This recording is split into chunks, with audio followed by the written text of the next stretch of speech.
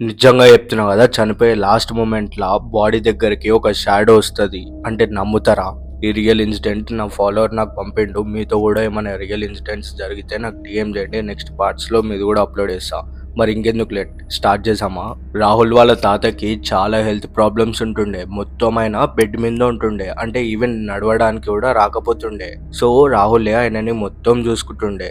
రాహుల్ వాళ్ళ తాతకి ఆపోజిట్ పడుకుంటుండే. అంటే రూమ్‌లో ఏమన్నా ఎమర్జెన్సీ అయితే చూడడానికి. ఒకరోజు ఇట్లానే ఏమైంది, మిడ్‌నైట్ 3:00కి రాహుల్ అప్పుడప్పుడు పడుకుంటుండు వాళ్ళ తాతని చూసి. సో ఇట్లా పడుకుంటుండు, కళ్ళు మూసుకుండు. అప్పుడే ఏదో షాడో ఆయన ముంగట్నుంచి పోయినట్టు ఆయనకు అనిపించింది. సో లేసి చూసిండు. అక్కడ ఏం లేకుండే. మొత్తం సైలెన్స్ ఉండే. ఇంకా రాహుల్ వాటర్ తాగేసి వచ్చి పడుకుందాం అనుకుని ఇక కిచెన్‌లోకి ఇట్లా పోయిండు. వాటర్ తాగిండు. ఇట్లా మళ్ళా రిటర్న్ వస్తుండు. అప్పుడే ఏదో షాడో వాళ్ళ తాత రూమ్‌లోకి పోయి ఎత్తి చూసిండు. అది చూసిన రాహుల్‌కి చాలా భయమైంది. అసలు ఏందది?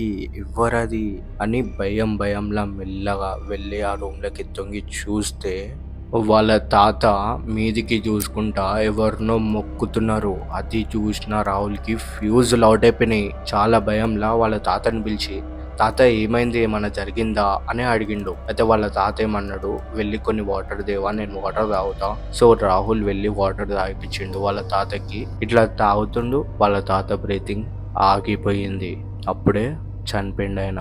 కానీ రాహుల్ అప్పుడే రూమ్‌లో మొత్తం చూసిండు. ఒక షాడో కూడా కనిపియలేదు. కానీ ఆ షాడో ఎవ్వరిది? అసలు ఆ షాడో ఎందుకొచ్చింది?